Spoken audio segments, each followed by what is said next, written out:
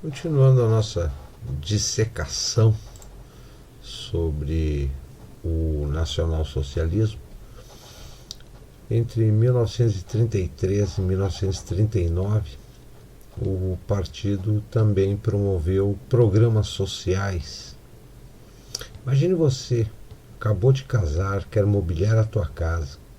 O que você acharia da ideia se o Estado oferecesse crédito sem cobrar juros e você pagá-lo através de prestações mensais no valor de 1% do montante da dívida? Isso já seria bom, não é mesmo? Imagine agora você se tivesse 4 filhos. Inacreditável. Você estaria livre da dívida. O objetivo de fornecer moradia aos cidadãos recebeu prioridade máxima no governo nacional-socialista. Durante o período de 1933 a 1937, mais de 1.458.179 novas casas foram construídas segundo os melhores padrões da época. Cada casa tinha altura superior a 2 andares e tinha um pequeno jardim para flores ou hortaliças, pois Hitler não queria que as pessoas perdessem o contato com a terra. A construção de edifícios foi desencorajada. O pagamento de aluguel residencial não deveria ultrapassar 1/8 do salário médio de um trabalhador. Que notável diferença frente ao espírito empreendedor moderno. Hoje, cada metro quadrado das cidades vem sendo cada vez mais impermeabilizado, diminuindo a infiltração da água de chuva no solo e aumentando o nível das enchentes. O governo corrupto é conivente com a sede por lucro fácil das incorporadoras do ramo da construção, que não conhecem limites na devastação do que ainda resta de verde natural nos grandes centros urbanos. Casais recém-casados dispunham de um crédito à época de 1.000 Reichsmarks, sem qualquer incidência de juros para a compra do enxoval, mobiliário e etc. A prestação mensal era fixada em 1% do montante da dívida. Todavia, para cada recém-nascido daquele casal, havia um abono de 25% da dívida. Portanto, se uma família tivesse 4 crianças, a dívida estaria paga em sua integridade. O mesmo princípio foi utilizado para o crédito no setor da construção, o qual foi concedido para um período de 10 anos contra a cobrança de juros baixos. O nascimento de cada criança levava ao abono de 25% da dívida até o 4º filho, com o qual a dívida estaria saldada. E não esquecer que estes juros simbólicos eram arrecadados pelo Estado e, sendo assim, poderiam ser aplicados naqueles setores mais necessitados da sociedade. Os agricultores foram beneficiados da mesma forma. Entre 1933 e 1936, foram formadas na Alemanha mais de 91.000 propriedades rurais. Em 1935 foi aprovada a Lei de Herança para Propriedades Rurais. Ela assegurava que todas as propriedades maiores de 15 hectares seriam registradas apenas através do direito hereditário. Todos os sindicatos foram fundidos em uma única organização denominada Frente de Trabalho Alemã. O direito do empregado foi protegido por um tribunal de honra social que determinava condições trabalhistas. Estas regras eram melhores do que quaisquer semelhantes diretrizes jurídicas daquela época e até mesmo nos dias de hoje. Como resultado desta harmônica relação entre patrão e empregados, os conflitos desapareceram. O imposto de renda dos empregados, principalmente daqueles que tinham família, foi reduzido sensivelmente. O serviço de trabalho compulsório Foi criado em 1934 sob a direção de Konstantin Hill. Ele destinava-se inicialmente a combater o desemprego. Posteriormente, tornou-se compulsório para todos os homens entre 18 e 25 anos, por um período de 6 meses. Seus membros vinham de todas as classes sociais e atuavam em diferentes projetos, desde o trabalho no campo até a construção civil. Um de seus objetivos principais era formar um espírito de camaradagem. A organização Mãe e Filho foi criada para o bem-estar, a saúde, a segurança e o apoio financeiro para grávidas e mães com vários filhos. Para o apoio de suas necessidades foram disponibilizados mais de 30 mil centros comunitários, jardins da infância e creches, e para mães sem recursos suficientes foi concedida um auxílio criança. Em 1933 foi criada a lei que evitava descendentes com doenças hereditárias. Esta lei incentivava a multiplicação de recém-nascidos saudáveis e evitava, ao mesmo tempo, a proliferação de descendentes de pessoas portadoras de doenças graves, que significavam um fardo imenso à sociedade. Para meninos de 10 a 13 anos, jovens de 14 até 18 anos e meninas de 10 a 13 e garotas de 14 a 18 foram fundadas organizações para criar um sentimento de corpo e preparar a juventude para o exercício da cidadania.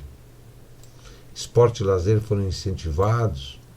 Todas as grandes instalações comerciais e públicas dotadas de instalações recreativas, como quadras esportivas, piscinas, cantinas modernas, com local separado para os fumantes, foram colocadas à disposição. Em agosto de 1936, foram celebrados os Jogos Olímpicos em Berlim e foi um sucesso. A Alemanha foi a nação vencedora com 100 medalhas, dentre as quais 41 de ouro. Campos de férias foram oferecidos a preços módicos, enquanto viagens marítimas para o estrangeiro em grandes transatlânticos foram viabilizadas através do programa Kraft durch Freud. Essas viagens estavam disponíveis aos trabalhadores que ganhavam mais de 300 Reichsmarks por mês. Todavia, tinham prioridade os trabalhadores que ganhavam 200 Reichsmarks ou menos. O governo britânico não permitiu que esses navios ancorassem na Inglaterra, por temer que seus trabalhadores explorados, os trabalhadores ingleses explorados, conhecessem a verdade sobre as condições trabalhistas na Alemanha. A maioria das associações religiosas cristãs foi tolerada na Alemanha, e as duas maiores igrejas, a evangélica luterana e a católica romana, receberam subvenções do Estado. Em 1933, Hitler selou um acordo com o Vaticano. Como a igreja está focada nas coisas espirituais ao invés dos problemas mundanos, muitos devotos retornaram em larga escala às suas igrejas. Durante o Terceiro Reich, foram construídas 640 novas igrejas. Não era incomum que o padre ou o pastor encerrasse o sermão com as palavras: Deus abençoe o Führer. No inverno de 33 e 34, a campanha de solidariedade no inverno foi reconhecida como grande alívio do trabalho. Ela foi conduzida para auxiliar milhões de pobres e desempregados.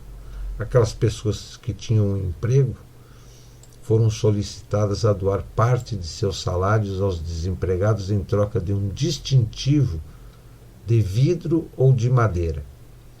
No primeiro domingo do mês, as famílias mais abastadas preparavam uma grande caldeirada e doavam o dinheiro economizado para combustível aos necessitados, que podiam então saborear uma refeição quente e uma grande cozinha comunitária. Mais de 17 milhões de desempregados e diaristas eram viúvas e órfãos que foram apoiados por este gesto de caridade das pessoas. Em relação à criminalidade, uma das primeiras medidas do governo foi desarmar a polícia e retirar seu cacetete de borracha. Isso foi feito para que as pessoas se sentissem menos ameaçadas e tivessem mais compreensão sobre o papel da polícia. Simultaneamente, uma lei relaxava a posse privada de armas. A criminalidade caiu imediatamente a níveis baixos, enquanto delitos com drogas eram desconhecidos. Não devemos esquecer que a segurança armada não foi extinta, ficando a cargo das tropas de segurança, das SA e SS. A proteção dos direitos dos animais foi uma grande questão dos nacional-socialistas, que criaram uma lei neste sentido, a Lei do Reich de Proteção aos Animais. A Lei do Reich de Proteção à Natureza foi aprovada em 26 de junho de 1935, foi uma das mais avançadas leis de sua época e abrangia a exploração econômica a longo prazo das florestas e que ainda é utilizada para o reflorestamento destas. Então, a gente pode ver que nazismo não se resume à guerra e não se resume àquela história mentirosa que, assim como eu e tantos outros, aprendeu nos bancos escolares e continua sendo recitada até hoje e sendo de forma pejorativa utilizada como rótulo difamatório para quem é contrário às opiniões alheias. Assim como a gente conheceu um pouco mais das lideranças do socialismo soviético, o Lenin, o Trotsky e o Stalin, vamos conhecer um pouquinho mais a fundo o Hitler. Ele foi esculpido naquele tipo de madeira onde lendas são feitas. Essa frase foi proferida por John Kennedy.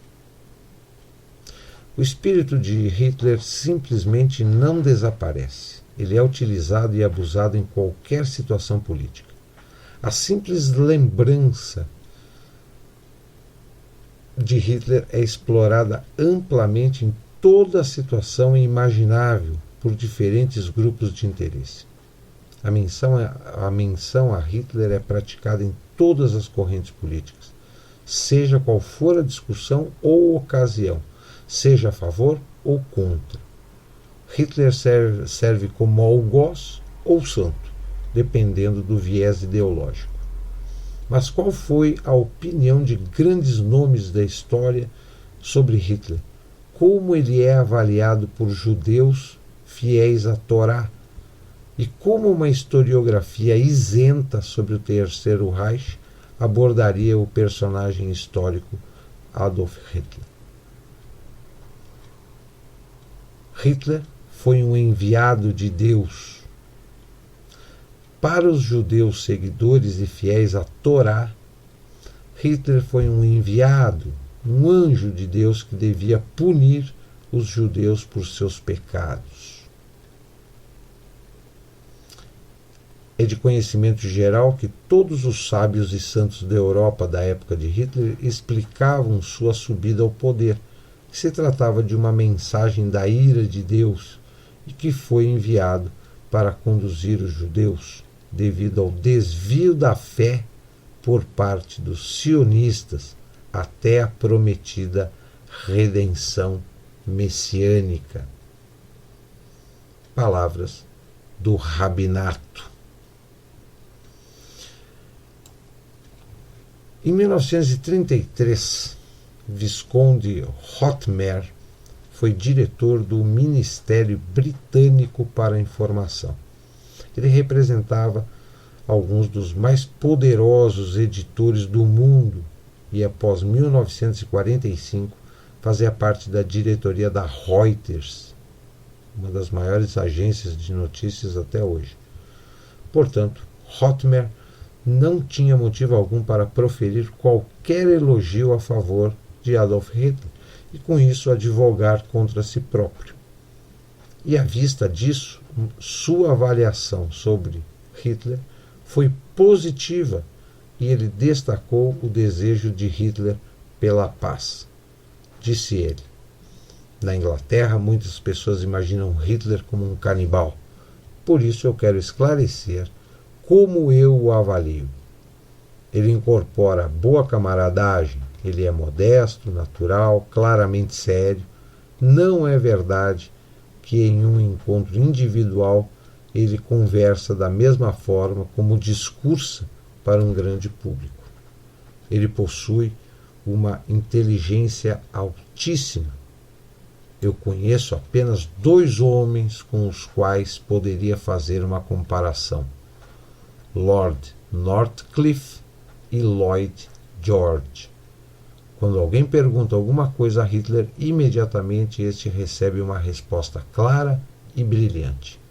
Não existe qualquer pessoa viva cujas promessas em relação aos grandes acontecimentos eu dispensaria mais credibilidade do que na palavra de Adolf Hitler. Ele acredita que o povo alemão foi incumbido de uma missão e que a ele foi determinado proteger a Europa do ataque revolucionário do socialismo. Ele coloca no mais alto pedestal o valor da família, enquanto o socialismo é o seu maior inimigo. Ele restabelece os saudáveis preceitos morais e os bons costumes. Ele proíbe livros com conteúdos obscenos, assim como representações discutíveis sobre o palco e em filmes. Eu conversei com Hitler há 1 ano e meio quando eu lhe disse que determinados círculos sociais ingleses o denominavam um aventureiro. Sua resposta foi: os aventureiros foram aqueles que construíram o Império Britânico. Nenhuma palavra pode descrever seus bons modos. Tanto para homens e mulheres, ele está da mesma forma desarmado e conquista ambos os gêneros com seu sorriso conciliador e amigável. Ele é um homem de uma cultura rara. Seu conhecimento em relação à música, arte e arquitetura é completo. Muitos podem imaginar apenas com muita dificuldade tal homem, que ao mesmo tempo é capaz de tratar com firmeza os mais diversos assuntos. Caso fossem fazer uma pesquisa de opinião sobre quem teria sido o maior político da história britânica, Cromwell estaria disparado bem no topo da lista. Mas também Cromwell foi um homem de grande determinação e se serviu de métodos e medidas inescrupulosas.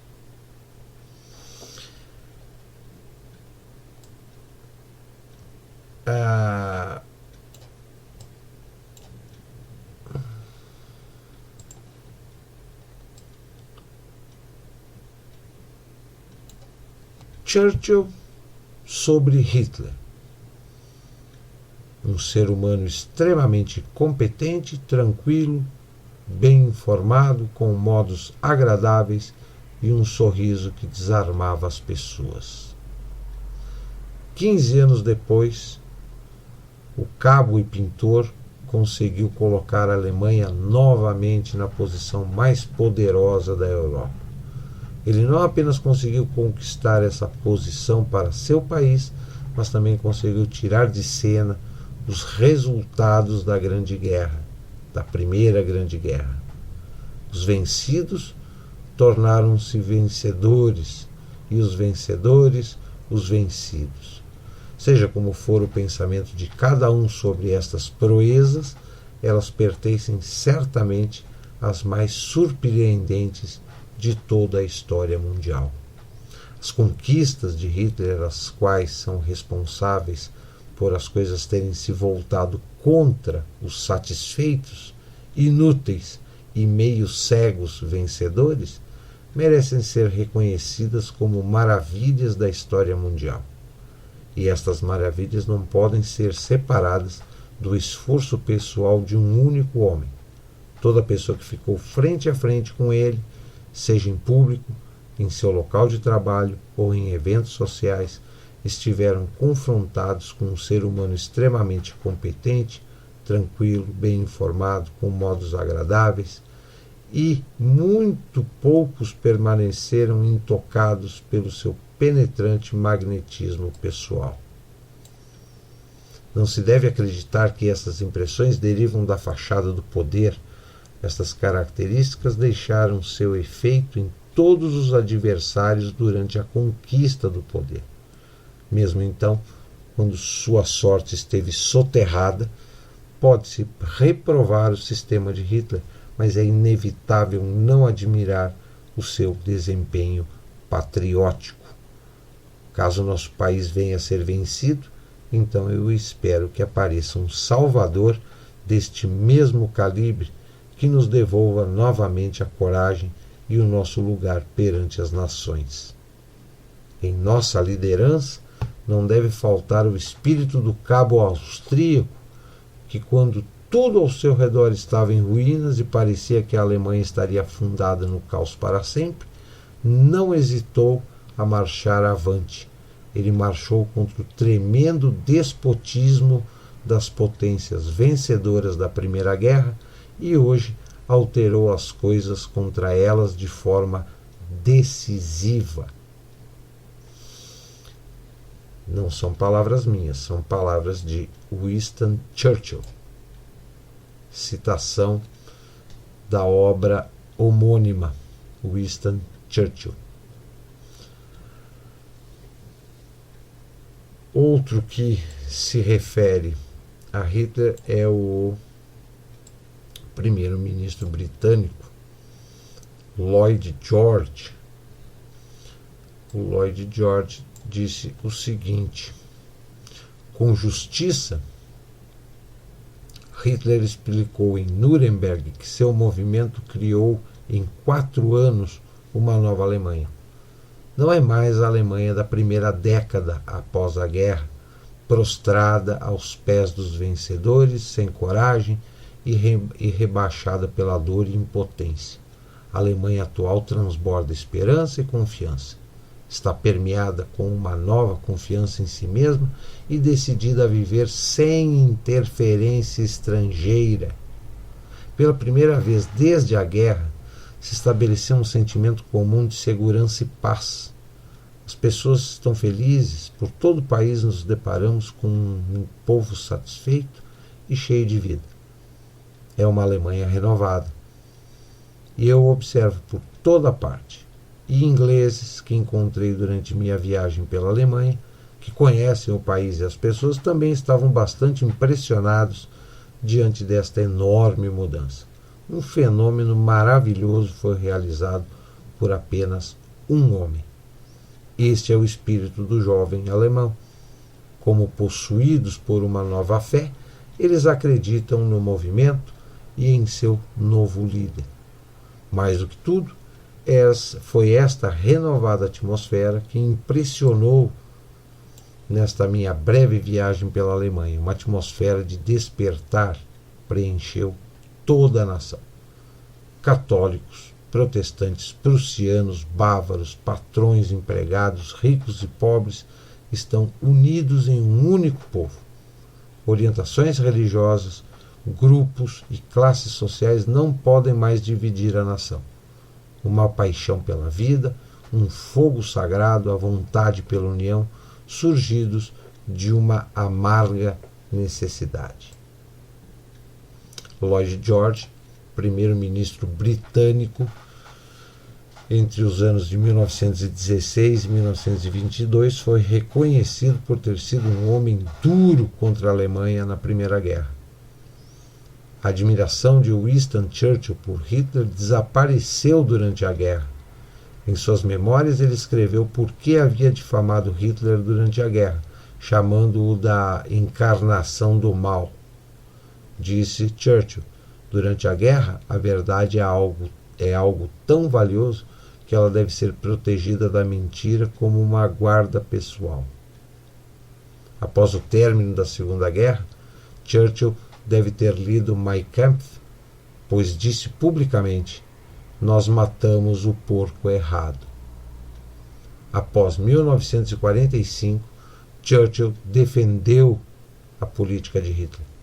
Após uma reunião de 8 horas com Churchill, ao final de maio de 1945, Joseph Davis, enviado especial do presidente Truman e ex-embaixador norte-americano em Moscou, relatou: "Eu digo espontaneamente, após eu ter ouvido como ele se irritou sobre a ameaça do domínio soviético e sobre a expansão do comunismo na Europa, e após eu ter me convencido da falta de sinceridade da liderança soviética, eu teria me perguntado se ele, Churchill, o primeiro-ministro, iria revelar ao mundo que ele e a Inglaterra teriam cometido um erro ao não ter apoiado Hitler, pois ele defendia agora, como eu compreendi, a doutrina que Hitler e Goebbels anunciaram e haviam sempre repetido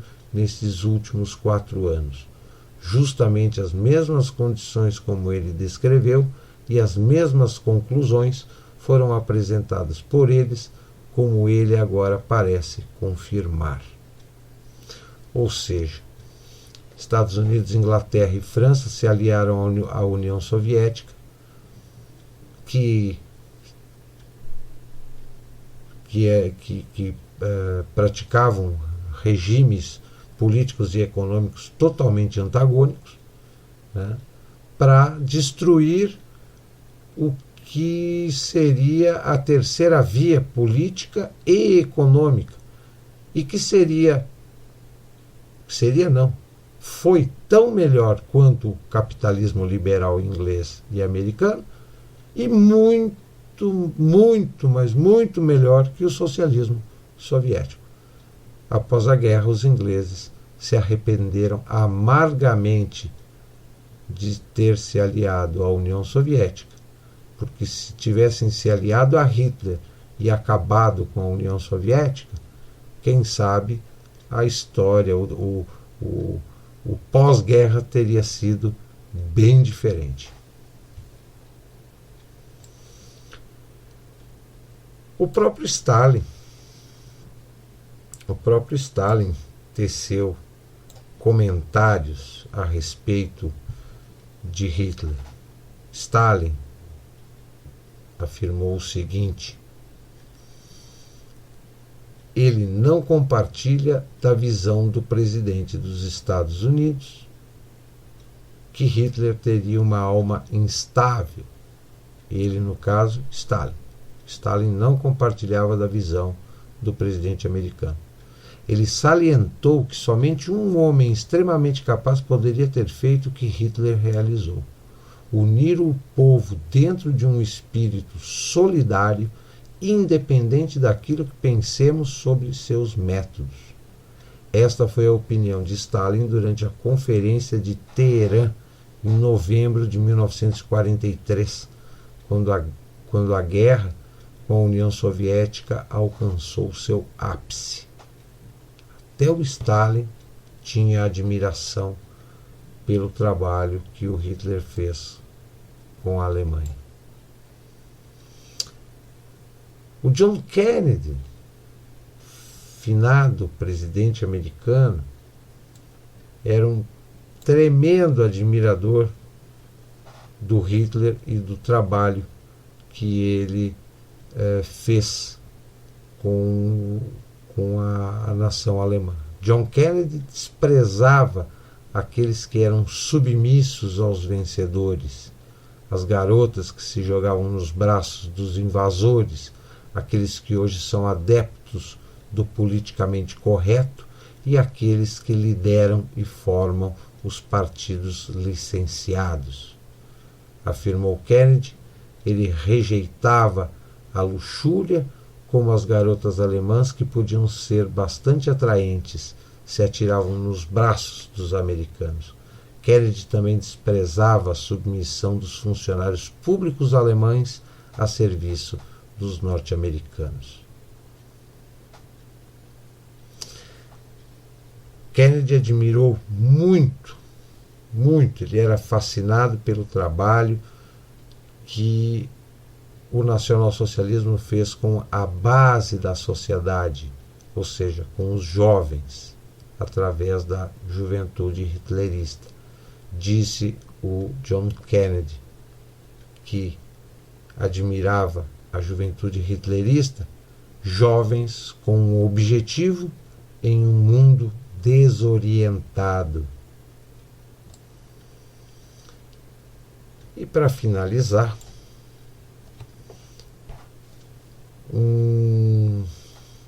uma manchete do Daily Express de Londres, 24 de março de 1933, manchete de capa desse jornal britânico, dizia o seguinte: judiaria declara guerra contra a Alemanha. Judeus de todo o mundo unidos na luta. Boicote aos produtos alemães. O rabino Schwartz, que é um rabino norte-americano, afirmou o seguinte: com esta política de exílio ateísta, os sionistas provocaram o aumento do antissemitismo na Europa, que foi o estupim da Segunda Guerra Mundial. O boicote mundial contra a Alemanha e a posterior declaração de guerra do mundo judaico contra a Alemanha, iniciado pelos líderes sionistas e pelo Congresso Mundial Judaico. Essa foi uma das grandes causas do início da Segunda Guerra Mundial.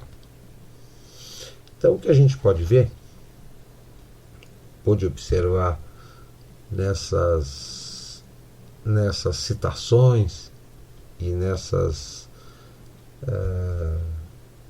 exposições sobre o projeto de governo, sobre o projeto de um país e de uma sociedade renovada após o término da Primeira Guerra Mundial e depois do desastroso governo social-democrata construído pela esquerda para recomeçar a Alemanha, para reconstruir a Alemanha no pós-Primeira Guerra Mundial,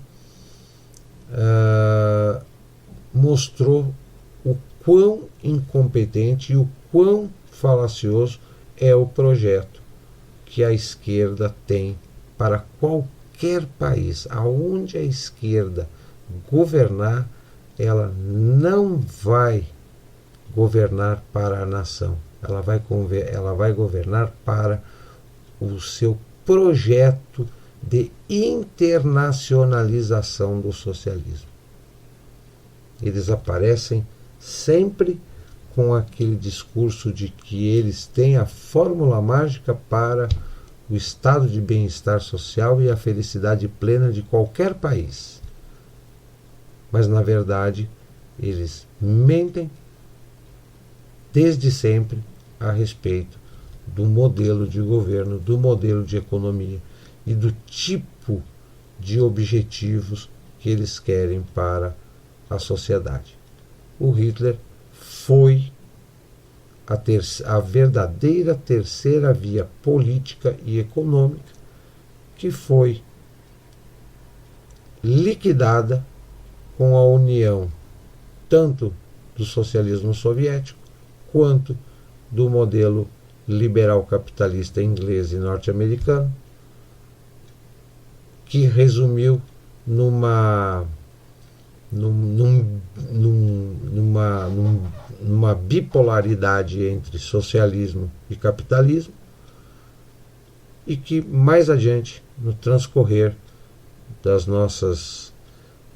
nossos capítulos aqui, a gente vai ver o resultado dessa teia de implementação social-democrata pelo planeta. Mas fica muito claro, muito explícito, de que durante 70 anos e ainda hoje, muitas pessoas são enganadas quando estudam história e se deparam com esse tema, nazifascismo e seus personagens. São pintados como os filhos do mal, os diabos encarnados, né? Mas que na verdade foram personagens que enfrentaram todas as dificuldades e mostraram que tinham capacidade, que seu projeto dava certo, como deu certo na Alemanha.